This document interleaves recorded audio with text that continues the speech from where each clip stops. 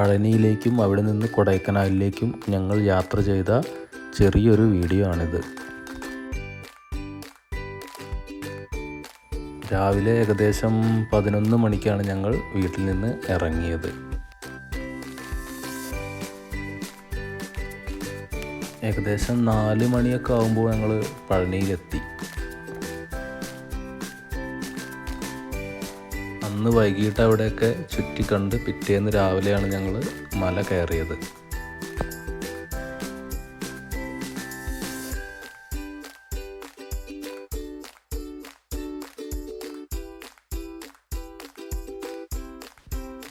പഴനിമലയുടെ മുകളിലേക്ക് നമുക്ക് ക്യാമറയോ ഫോണോ ഒന്നും അലൗഡല്ല.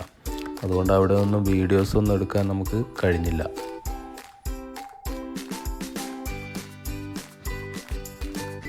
പിറ്റേന്ന് രാവിലെ പഴനിമലയൊക്കെ കയറി ഇറങ്ങി വന്ന് ഏകദേശം 9 മണിയൊക്കെ ആകുമ്പോൾ ഫുഡൊക്കെ കഴിച്ചിട്ടാണ് ഞങ്ങൾ കൊടൈക്കനാലിലേക്ക് പഴനിയിൽ നിന്നും തിരിച്ചത്.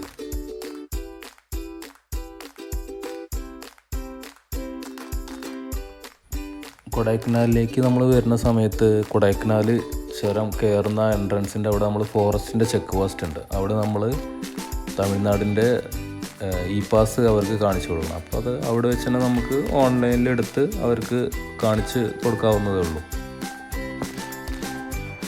ശരിക്കും നമ്മൾ പോകുന്നത് കൊടൈക്കനാലിലേക്കല്ല, കൊടൈക്കനാൽ കാണാൻ വേണ്ടിയല്ല. അവിടുന്ന് നമ്മൾ കൊടൈക്കനാലിൽ നിന്ന് ഏകദേശം നമ്മൾ 45 കിലോമീറ്ററോളം പോയിട്ട് പൂണ്ടി എന്ന് പറഞ്ഞൊരു സ്ഥലമുണ്ട്. പൂണ്ടി കഴിഞ്ഞ് പോളൂർ, അവിടേക്കാണ് നമ്മൾ പോകുന്നത്.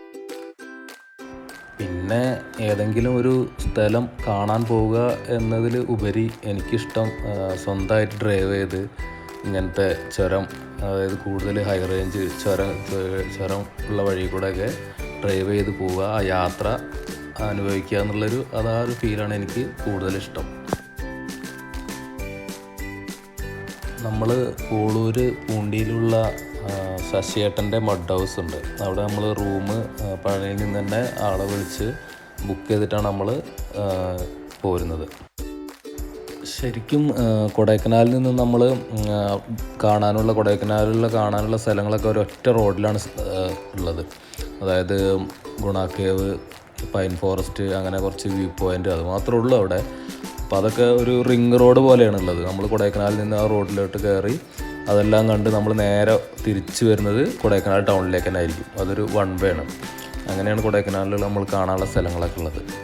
അപ്പോൾ നമ്മൾ ആ റോഡിന് നേരെ പോയിട്ട് നമ്മൾ ഗുണ കേവൊക്കെ എത്തുന്നതിൻ്റെ മുന്നേ നമ്മൾ റൈറ്റ് തിരിഞ്ഞ് വേറെ റോഡിലോട്ട് നമ്മൾ പോകും. അതായത് അത് മന്നവന്നൂർ, പോളൂർ എന്നീ സ്ഥലങ്ങളിലൊക്കെ ഉള്ളൊരു ചെറിയ റോഡ്, അതിലൂടെയാണ് നമ്മൾ പോകുന്നത്. അതായത് കൊടൈക്കനാലിൽ നിന്ന് ഏകദേശം 45 കിലോമീറ്ററോളം നമ്മൾക്ക് പോകണം.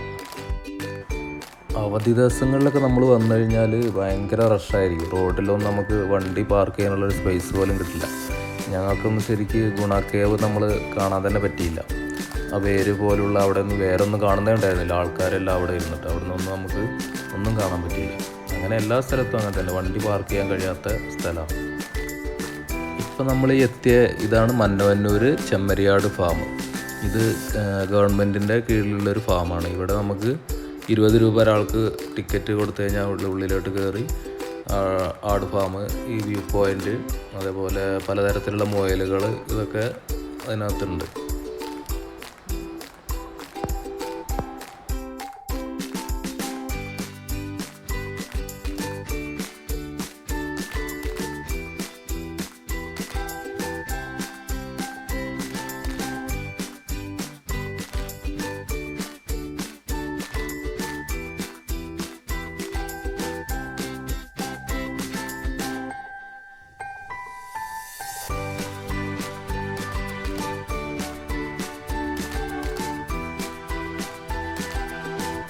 താഴെ കാണുന്ന ലേക്കാണ് മന്നവന്നൂർ ലേക്ക്. അങ്ങോട്ട് നമുക്ക് ഇതുവഴി പോകാൻ കഴിയില്ല. അതിലേക്കുള്ള എൻട്രൻസ് നമ്മൾ താഴെ മെയിൻ റോഡിൽ ചെന്നിട്ട് അവിടെ നിന്ന് നമുക്കൊരു എൻട്രി ടിക്കറ്റ് എടുത്ത് അവിടെ ബോട്ടിങ്ങും കാര്യങ്ങളും എല്ലാം കുട്ടികൾക്ക് കളിക്കാനുള്ളതും അങ്ങനെ കുറച്ച് സംഭവങ്ങളൊക്കെ അവിടെ താഴെ ഉണ്ട്.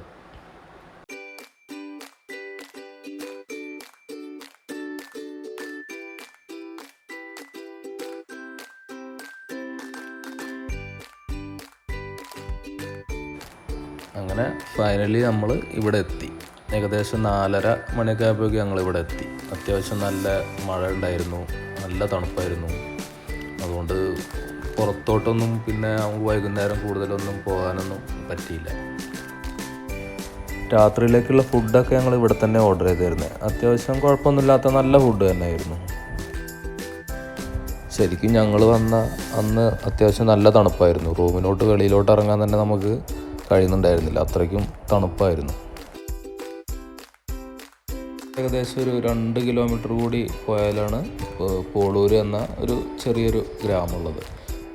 പിന്നെ ഒരു നേരം ഇരുട്ടി ഏകദേശം 7 മണി ആയപ്പോഴാണ് ഞങ്ങൾ അങ്ങോട്ടൊന്ന് പോയി നോക്കിയത്. അപ്പോൾ പിന്നെ വീഡിയോ ഒന്നും എടുക്കാനും പറ്റിയതുമില്ല. ചെറിയൊരു ഗ്രാമം, പക്ഷേ അവിടം വരെ ബസ് വരുന്നുണ്ട്. കൊടൈക്കനാലിൽ നിന്നും രാവിലെ ഒരു ബസ് അവിടം വരെ വന്ന് തിരിച്ചു പോകുന്നുണ്ട്. ഇതിൽ ബസ് വരുമെന്ന് പറഞ്ഞാൽ നമുക്ക് അത്ഭുതമായിരിക്കും. അത്രയും ചെറിയ റോഡിലൂടെ ബസ് വന്ന് അവിടെ വന്ന് തിരിച്ചു പോകുന്നുണ്ട്. ഒരു ദിവസം ഒരു ബസ് അവിടെ വരുന്നുണ്ട്.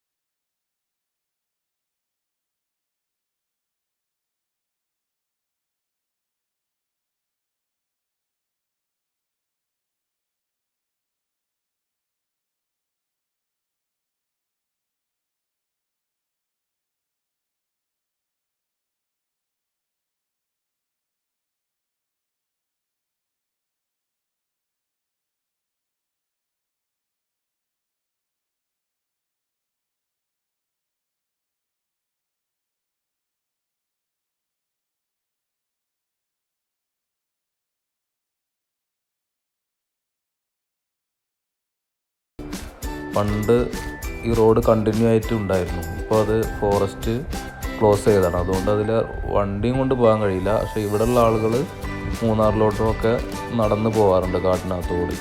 ഏകദേശം 1 മണിക്കൂർ കൊണ്ടൊക്കെ മൂന്നാർ എത്തുന്ന അവർ പറയുന്നത്. ഇവിടം വരെ ശരിക്കും ഞാൻ നേരത്തെ പറഞ്ഞ ബസ് ഇവിടെയും വരുന്നുണ്ട്. ഈ ക്ലാവര വരെ വന്ന് ഇവിടെ നിന്നും തിരിച്ചു പോകും. നമ്മൾ വണ്ടി നിർത്തിയ അങ്ങോട്ട് താഴോട്ട് ഗ്രാമങ്ങളുണ്ട്. ആ ഗ്രാമത്തിൽ പോയിട്ട് തിരിച്ചിട്ടാണ് ബസ് പിന്നെയും കൊടൈക്കനാലിലോട്ട് പോകുന്നത്.